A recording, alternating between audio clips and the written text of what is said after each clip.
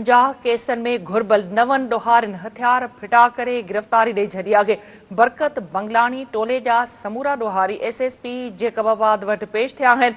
गिरफ़्तारी ॾींदड़नि में बरकत बंगलानी, मिर्ज़ा यासीन, मोर, सुलेमान, इमरान ऐं ॿिया शामिल आहिनि। एसएसपी जेकबाबाद जो चवणु आहे त गिरफ़्तार 9 धाड़ीलनि मथां मुख़्तलिफ़ ज़िलनि में 50 केस दाख़िल थियल आहिनि। इहा अहम ख़बर नाज़रीन अवां सां शेयर कयूं पिया जेकबाबाद खां त 50 केसनि में घुर्बल 9 ॾोहारियुनि हथियार फिटा करे गिरफ़्तारी ॾेई छॾी आहे। 50 केस में घुर्बल 9 ॾोहारियुनि हथियार फिटा करे गिरफ़्तारी ॾेई छॾी आहे। बरकत बंगलानी टोले जा समूरा ॾोहारी एसएसपी जेकबाबाद वटि पहुची पेश थिया। गिरफ़्तारी ॾींदड़नि में बरकत बंगलानी, मिर्ज़ा यासीन, मोर, सुलेमान, इमरान ऐं ॿिया शामिल आहिनि। एसएसपी जेकबाबाद जो चवणु आहे त गिरफ़्तार 9 धाड़ीलनि मथां मुख़्तलिफ़ ज़िलनि में 50 केस दाख़िल थियल आहिनि।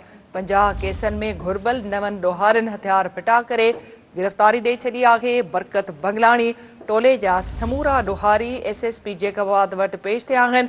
गिरफ़्तारी ॾींदड़नि में बरकत बंगलानी, मिर्ज़ा यासीन, मोर, सुलेमान, इमरान ऐं ॿिया शामिल आहिनि। एसएसपी जेकबाबाद जो चवणु आहे त गिरफ़्तार 9 धाड़ीलनि मथां मुख़्तलिफ़ ज़िलनि में 50 केस दाख़िल थियल आहिनि।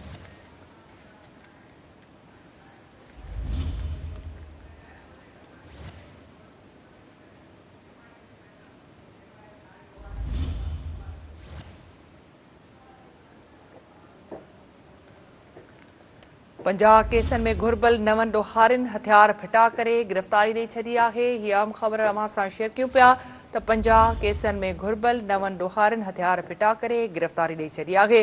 बरकत बंगलानी टोले जा समूरा ॾोहारी एसएसपी जेकबाबाद वटि पेश थिया। गिरफ़्तारी ॾींदड़नि में बरकत बंगलानी, मिर्ज़ा यासीन, मोर, सुलेमान, इमरान ऐं ॿिया शामिल आहिनि।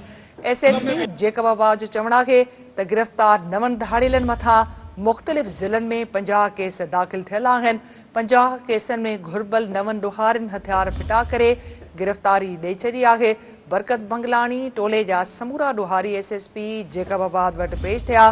गिरफ़्तारी ॾींदड़नि में बरकत बंगलानी, मिर्ज़ा यासीन, मोर, सुलेमान, इमरान ऐं ॿिया शामिल आहिनि।